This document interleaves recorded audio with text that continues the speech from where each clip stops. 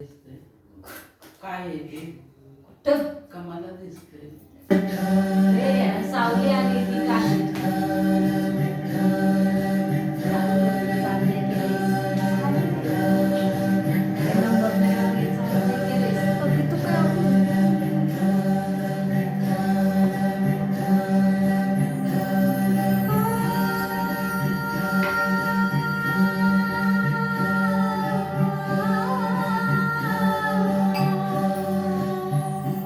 संसारिया संग माया मोहे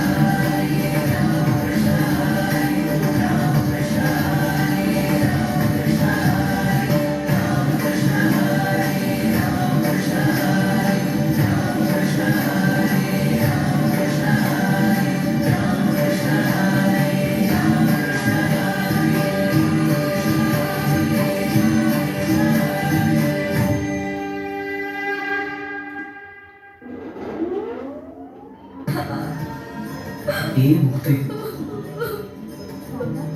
मुक्ते, अगं हे उपजे आणि नाशे ते मायावशे दिसे. एरवी तत्वता वस्तू जे असे ते अविनाशी.